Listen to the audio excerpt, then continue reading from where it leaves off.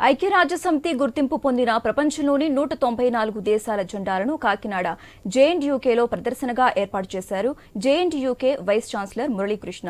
ఇటువంటి కార్యక్రమం చేపట్టిన 6వ దేశంగా భారతదేశాన్ని నిలిపారు. అక్షరక్రమంలో ఏర్పాటు చేసిన ఈ జాతీయ జెండాల స్తూపాలకు క్యూఆర్ కోడ్ రూపొందించారు. దీనిని స్కాన్ చేయడం ద్వారా ఆయా దేశాల రాజధాని కరెన్సీ, ఇతర విలువైన సమాచారం వచ్చేలా రూపొందించారు. ఐకాన్ ప్రాంతంగా ఇంజనీరింగ్ కాలేజీ ప్రాంగణాన్ని తీర్చిదిద్దడంపై పలువురు జేఎన్టీయూకే అధ్యాపక బృందాన్ని అభినందిస్తున్నారు. దీనిపై మరింత సమాచారం మా కాకినాడ ప్రతినిధి రాజేష్ అందిస్తారు. గుర్తింపు పొందిన ప్రపంచంలోనే 194 దేశాలకు సంబంధించి ఏవైతే జెండాలు ఉన్నాయో జెండాలు కాకినాడ జేఎన్టీయూలో ప్రదర్శించారు. అయితే చూడొచ్చు క్లియర్ విజువల్స్లో. అంటే 194 జెండాలు అంటే ఇది ఎక్కడ లేని విధంగా అయితే కాకినాడ సంబంధించి కాకినాడ వీసీ మురళీకృష్ణ వారి యొక్క ఆలోచన భాగంతో అయితే ఈ యొక్క 194 దేశాలు అంటే ఎవరికి తెలియదు కూడా. అంటే ఈ 194 దేశాలకు సంబంధించి జెండాలు ఇలా ఉంటాయని చెప్పి ఒక పక్క పిల్లలకి అలాగే వచ్చిన పబ్లిక్ కూడా కనబడే విధంగా ఈ యొక్క జెండాలు అయితే ఆవిష్కరించే పరిస్థితి కనబడింది. ప్రస్తుతం మనం జేఎన్టీయూలో ఉన్నాము.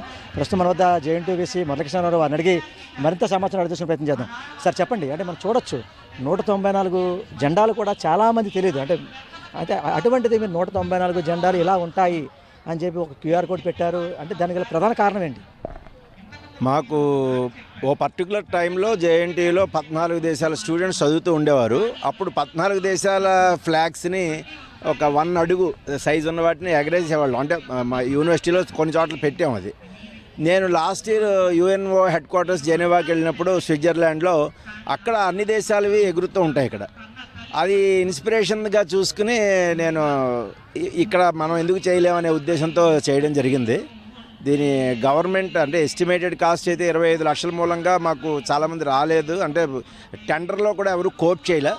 బట్ మా పూర్వ విద్యార్థి బీటెక్ ఎంటెక్ పిహెచ్డీ చేసిన బాదం సుందర్రావు గారు ముందుకు రావడం మూలంగా, ఆయన ఎస్టాబ్లిష్డ్ ఇంజనీర్ అవ్వడం మూలంగా దీన్ని చాలా చక్కగా చాలా స్ట్రాంగ్గా మంచి ఫౌండేషన్తో చేయడం జరిగింది. ఇది మేము ఈ ఇంటర్నేషనల్ ఫ్లాగ్ కోడ్ని అనుసరించి అందులో ఉన్న మెయిన్ పాయింట్స్ని ఇందులో కూడా పెట్టడం జరిగింది. ఉదాహరణకి ఆల్ఫాబెటికల్ ఆర్డర్లోనే ఉండాలి అవి. అందువలన ఆఫ్ఘనిస్తాన్తో స్టార్ట్ చేసి జింబాబ్వేతో ఎండ్ అవుతాయి అవి. అలాగే మేము ఫ్యూచర్లో ఇంకా కంట్రీస్ రావచ్చు కాబట్టి 200 ఫ్లాగ్స్ని ఇందులో పెట్టడం జరిగింది. ఫౌండేషన్స్ అన్నీ అయిపోయి పోల్స్ కూడా వేసాం. అంటే మళ్ళీ ఫ్యూచర్లో దానికి అడిషనల్గా చేసుకోకుండా. అలాగే ప్రతిదానికి ఒక క్యూఆర్ కోడ్ ఇవ్వడం మూలంగా సివిల్ సర్వీసెస్, కాంపిటేటివ్ ఎగ్జామ్స్లో ఉపయోగపడేటట్టుగా ఎడ్యుకేషన్ పరంగా చూసినా దాని బార్డరింగ్ కంట్రీస్ ఏంటి, దాని జీడిపి వాల్యూ ఎంత, దాని ఎన్వైర్న్మెంట్ క్వాలిటీ ఇండెక్స్ ఎంత, ఏ లాంగ్వేజ్ మాడతారు, కరెన్సీ ఏంటి, ఎప్పుడు ఇండిపెండెన్స్ ఏంటి, ఇలాంటి ఇన్ఫర్మేషన్ కూడా ఒక 2 పేజెస్లో వస్తుంది. జస్ట్ ఇలా ప్రెస్గానే అవగానే వస్తుంది. స్తంభం మీద ఎలాగా మనకి కంట్రీను క్యాపిటల్ కనబడుతూ ఉంటాయి, జెండా కూడా కనబడుతుంది. సో దీని ప్రధానమైన ఉద్దేశం ఏంటంటే వసుధైక కుటుంబకం. అంటే మన భారతదేశ సంస్కృతి ఏంటంటే కల్చరు, మిగతా వాళ్ళ కల్చర్స్ని గౌరవించడం, వాళ్ళలో ఉన్న మంచిని గ్రహించడం. వీడు నా దేశం, వాడు ఇంకో దేశం, వీడు నా భాష, వాడు ఇంకో భాష, వీడు ఏదో చాలా హై స్టేటస్, నేను చాలా లో స్టేటస్ అనే ఫీలింగ్స్ కాకుండా ఈ సువిశాల సుందరమైన అద్భుతమైన ప్రపంచంలో మనందరం కలిసిమెలిసి ఒక కుటుంబంలా ఉంటేనే మన నెక్స్ట్ జనరేషన్స్ కూడా బాగుంటాయి. వరల్డ్ పీస్కి ఇది ఒక అత్యద్భుతమైన పునాది అవుతుంది అనే ఉద్దేశంతో ఈ ప్రోగ్రామ్ని డిజైన్ చేయడం, రూపకల్పన చేయడం, దానికి స్పాన్సర్షిప్గా బాదం సుందర్రావు లాంటి వాళ్ళు చూస్తున్నాం సార్. అంటే ఇప్పుడు జేఎన్టీయూ వీసీగా మీరు ఉన్నారు. అంటే వీసీగా ఉన్నప్పుడు అంటే మీరు మోటివేషన్ స్పీకర్గా అంటే విద్యార్థులకి ఎలా చదవాలి అన్న దానిపై అయితే మీరు చాలా దుక్కున మీరు మోటివేషన్ క్లాస్ చెప్పారు.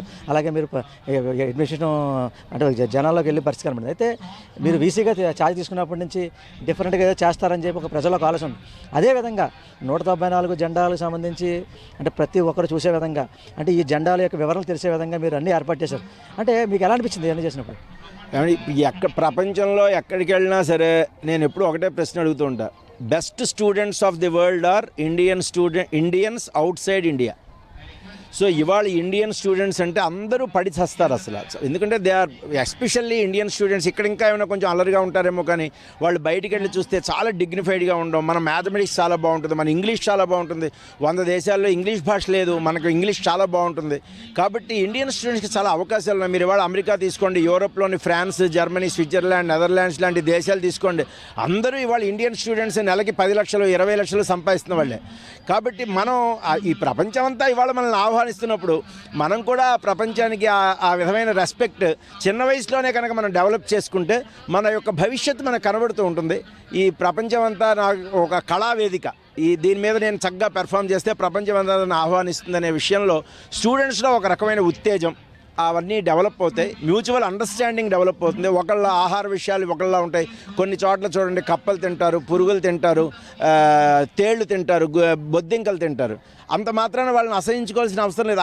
అక్కడ ఆ పరిస్థితులు ఏమంతే. ఈ కల్చర్ ఇది మనం డెవలప్ చేసుకోవాలండి. God has given man the power of understanding అంటారు. అన్నిటికన్నా గ్రేటెస్ట్ వెపన్ అండర్స్టాండింగ్, అర్థం చేసుకోవడం. అలా అన్ని ప్రాంతాలని, ఆ దేశాల్లో ఉండే భాషల్ని, కల్చర్స్ని, వాళ్ళ అలవాట్లను కూడా మనం అర్థం చేసుకోగలిగినప్పుడే మనం ఒక అద్భుతమైన స్ట్రాంగ్ గ్రేట్ లైఫ్ని మనం లీడ్ చేయగలం. దానికోసం ఇది గ్లోబల్ సిటిజన్షిప్ అంటారు. అంటే ప్రపంచం అంతా ఒక వీఆర్ ఆల్ సిటిజన్. మీరు పైనుంచి కనుక చూస్తే స్పేస్లోంచి భూమి అంతా ఒక చిన్న విలేజ్ లాగా కనబడుతుంది, గ్లోబల్ విలేజ్లా కనబడుతుంది. అంటే మనం అందరం ఒక చిన్న ఫ్యామిలీ మెంబర్స్ కింద లెక్క.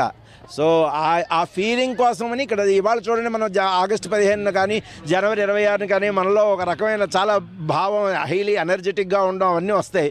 ఎప్పుడైతే ఇలా అన్ని దేశాల జెండాలు కలిపి చూస్తామో మనలో ఆటోమేటికల్లీ ఆ ఈక్వానిమిటీ, ఆ సర్వసమానత్వం, ఆ భాతృత్వం అవన్నీ కూడా ఆటోమేటికల్గా డెవలప్ అవుతాయని నా యొక్క ఆశ.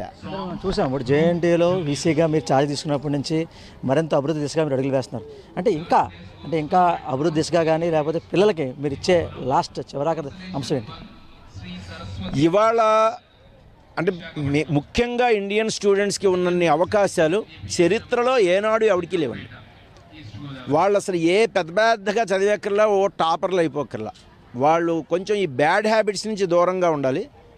Reasonably they should be good in there subject. అంటే ఇంగ్లీష్ ముఖ్యంగా, లాంగ్వేజ్ మీద కొంచెం ఉండాలి.